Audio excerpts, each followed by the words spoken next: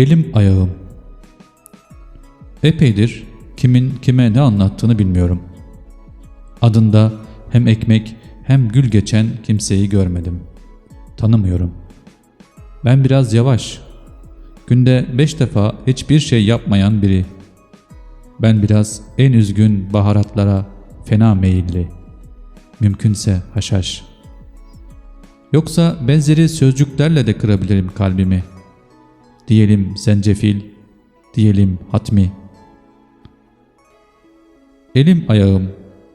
Başımdan geçenle aklımdan geçenin karıştığı bu masal, aşk her şeyi daha yavaş yapmaktır diye diye yürüdüğüm bir sokak, kalbinde tef ve delik, kalbinde dünya lekesi taşıyan bir çocuk resmi demişti.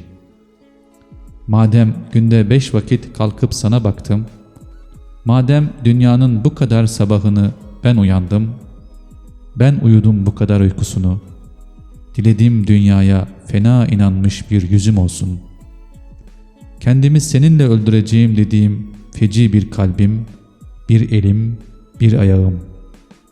Ağzıma doldurduğum rüzgarlarla üfleyeceğim sözlerim. Diyelim fena, diyelim feci. Elim ayağım.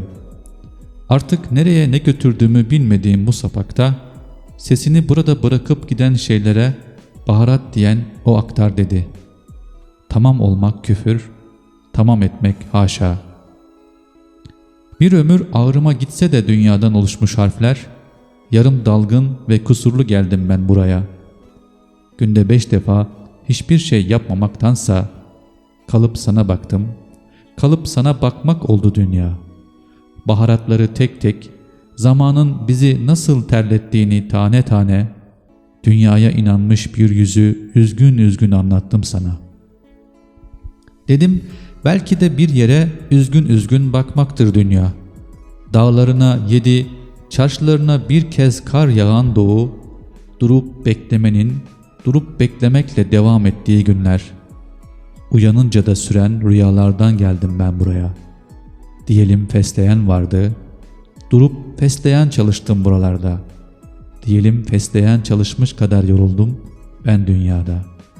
Bil dedim, ilk kez ekmek ve gül geçecek yanımızdan, ilk kez ekmek ve gül geçecek adımızda. Yalvarırım beni dünyaya bulaştırma. Elim ayağım. İlkin ruhunu ve duvarını duayla koruyan bir evde karıştı aklım. Karıştı kalbim. Doğu dağlarını 7 diyen ninem, her baktığını görmesin diye su içirdi kız kardeşlerime. Rüzgar yedirdi her bildiğini demesin diye. İşte ona hep bir çukurdan baktım. Hep yutkundum ninem ve dünya demeden önce. Dağlarını yiyen doğunun adıyla bakışsız bu yüzü seçtim kendime. Dedim belki de bir yutkunma yeriydi hayat. O avlu, o dam, o çocukluk. Dedim belki de bir yutkunma yeriydi dünya. Elim ayağım. Yani kalbi yutkunmakla dolu kız kardeşlerim. Bu nasıl mümkün? Saçlarından başladılar konuşmaya. Dedim değil mi ki simsiyah yaşımdayım? Değil mi ki ekmeğimi yüzümün teri içinde yedim? Ben de gitmeliyim artık o en fena bitkilere. Çağırdığım haşhaş, gittiğim hatmi, olduğum zencefil. Aslında hep bir odun sarsınlar, onu içeyim dedim kendi kendime. Duvarımızda dua, dualarda büyülü o nine. Elim ayağım, taşıma düşman beğendirmekle geçirdiğim o günlerde, ben iyiyim de kalbim delik. Ben iyiyim de burası doğu. Ben iyiyim de çevrem kötü diye tarif edildiğim her yerde, bu farz dedim, bu farz. Bu kesmediğim şeyleri uzatıyorum sanmanızdaki uzun kusur, bu kalbinizin kenarındaki yavaşlık, cümlelerim yarım, beni duman eden her neyse onun adına, bu nasıl mümkün ki? Önce gözlerimden başladım ben konuşmaya. Akşamını gördüm dünyanın, merak, kuşku ve bekleme yerlerini. Hayatın beni tahtaya çıkardığı bir sabah, kırıldı dünya, soğuktur diye yazdığım o kalem. O ayna, gördüm, nereye gitsem ben dik, gölgem kamburdu bu dünyada.